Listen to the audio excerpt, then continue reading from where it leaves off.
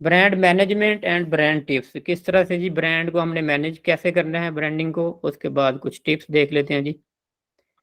सबसे पहले तो अपने कस्टमर को अंडरस्टैंड करें कि आपका कस्टमर कौन है, आप टारगेट किसको कर रहे हैं।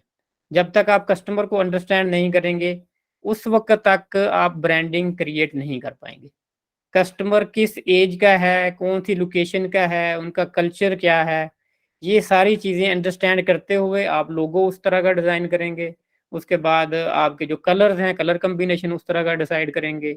आपका अगर कस्टमर की क्लास कौन सी है, लग्जरी गुड्स को आप उस लिहाज से उनकी पैकेजिंग करेंगे। तो जब तक आपको कस्टमर का नहीं पता होगा उस वक्त तक जितनी पीछे मैंने बातें की हैं उतनी देर तक आप उनमें से कुछ भी अप्लाई नहीं कर सकते। ना प्राइस अप्लाई कर सकते हैं, ना कलर कम्बिनेशन, ना लोगो, कोई भी चीज़ उस वक्त तक काम नहीं करेगी जब तक आपको अपने कस्टमर का पता नहीं होगा।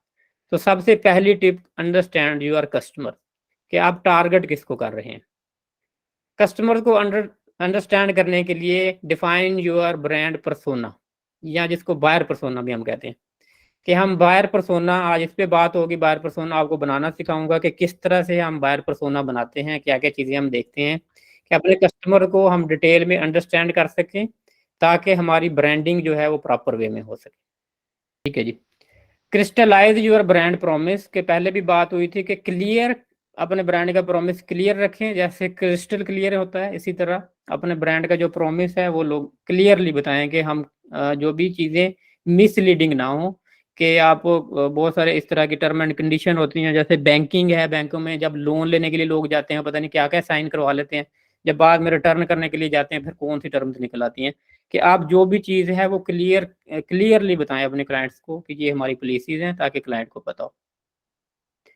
परफेक्ट योर विजुअल एसेट्स, आपके जो विजुअल एसेट्स हैं उनको परफेक्टली जो है जी क्लाइंट के सामने डिफाइन करें, क्लाइंट्स को पता हो सारी चीज़ें। रिफाइन कस्टमर एक्सपीरियंस, कि कस्टमर के एक्सपीरियंस को बेटर करें डे बाय डे।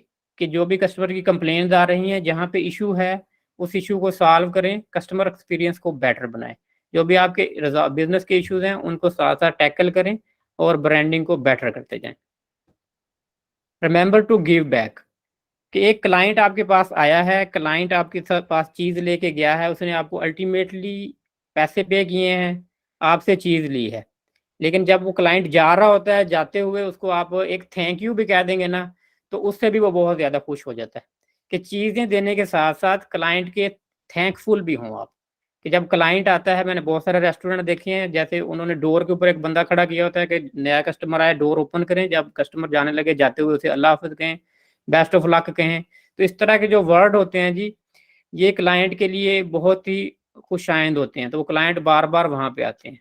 तो क्लाइंट को गिव बैक, कि जो भी चीज़ वो आपसे ले रहा है तो साथ उसको फीडबैक उसको दें और उसको बताएं कि वी आर थैंकफुल।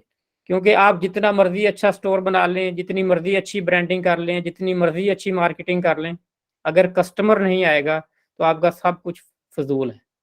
कस्टमर के साथ आपका बिजनेस चल रहा है और कस्टमर के हमें थैंकफुल होना चाहिए कि आप हमारे ब्रांड पे आए हैं, आपने हमसे बाइंग की है।